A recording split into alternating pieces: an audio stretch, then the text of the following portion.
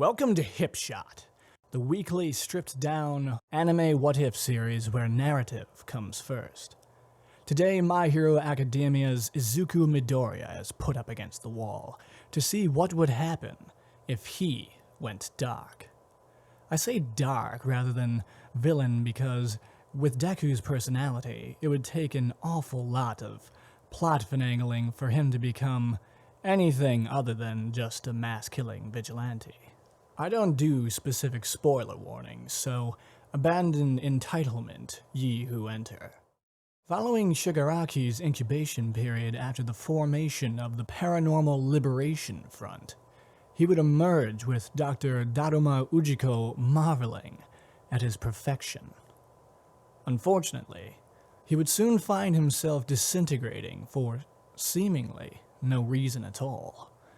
Shigaraki, loopy from 4 months of hell, would regain control of his enhanced quirk, but it would be too late.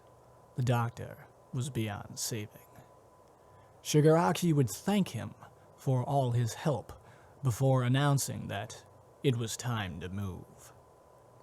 Meanwhile, Deku and the rest of Class 1A would be in regular classes, for once not going somewhere that would be easy to attack, when a staff member of the school would enter and approach Aizawa, spraying him in the eyes with mace. He would have just long enough to erase the teacher's quirk, revealing them to be Toga in disguise. She would be restrained in no time, only to disintegrate, a clone made by Twice. The class would try to get help, only to be ambushed by puppets of Paranormal Liberation Front's Lieutenant Skeptic, fashioned in the likeness of students. Of course, they would pose no real threats to the talented Class 1A, but it would slow them down. As other members of the PLF, such as Dabi, Getten, and the soldiers bolstered by Trumpet's ability, entered the fray, it would be absolute chaos. The pros would respond, engaging in full-out battle with the PLF. Izuku would immediately start theorizing as to their purpose, and upon hearing 3 different reports of Shigaraki and reflecting on how the attack on Aizawa came first, he would formulate that the objective was to get Shigaraki close enough to use his quirk, presumably on All Might. Their objective would be to get Aizawa to Recovery Girl, so that they could nullify the real Shigaraki's quirk once he was identified. With Gigantomasia joining the fray, there's no chance the PLF would be overwhelmed, even with other pro-heroes getting involved. And once they heard that a Shigaraki was closing on All Might's location, Deku wouldn't be able to help but go after him. Unable to stop him, Aizawa would send some of Class 1A after him, and just in time, too, Deku would take out the Shigaraki just as he opened the door to All Might's room. Unfortunately, it would be one of Skeptic's puppets, and Deku would tell All Might what was going on, as another pro confirmed neutralizing Toga, again disguised as Shigaraki. The celebration would be short-lived, as the outward wall dissolved, with the floor starting to follow.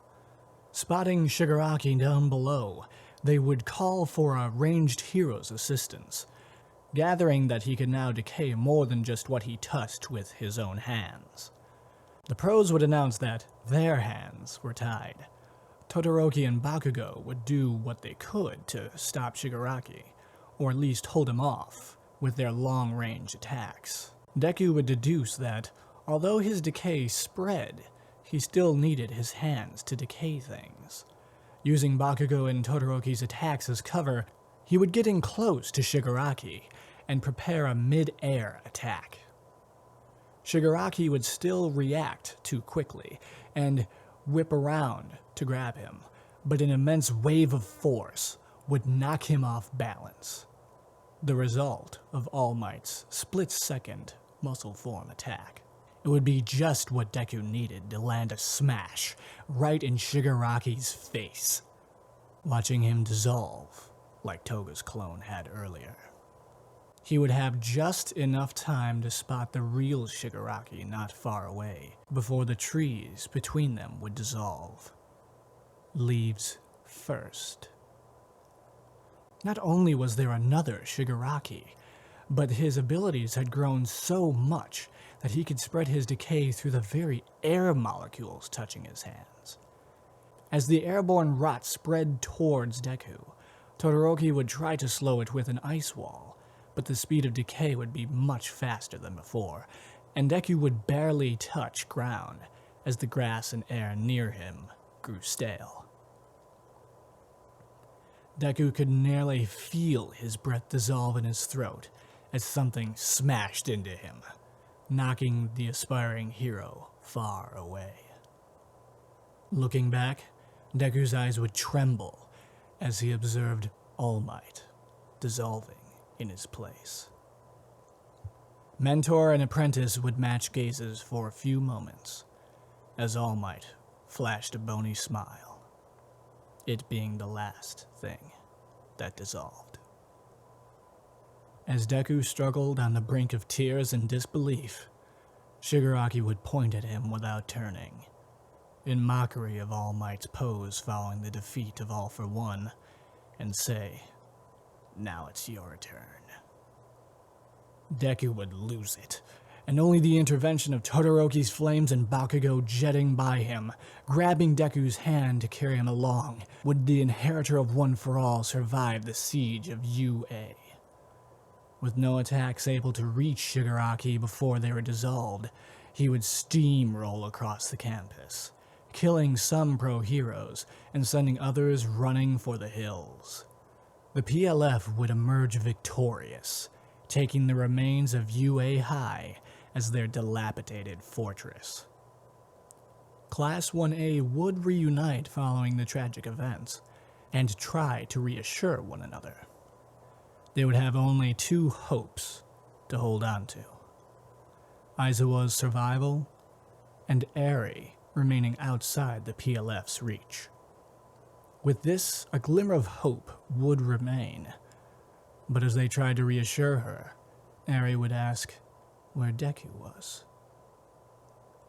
The class would go eerily silent, everyone looking at the ground but Bakugo, who gazed towards the setting sun. So what do you think of this new Hipshot series? I'm trying to find a good mix between being able to provide you with more scenarios and also not drive myself insane with all the video editing I normally do for the Sunday videos. But let me know if there's anything that would make these less produced videos more entertaining, such as longer videos or perhaps putting some music back in. I'll upload the second part of What If Deku Went Dark next Tuesday to conclude the tale. Make sure to flip those like and subscribe switches if you haven't already, and as always, thank you for making history with me.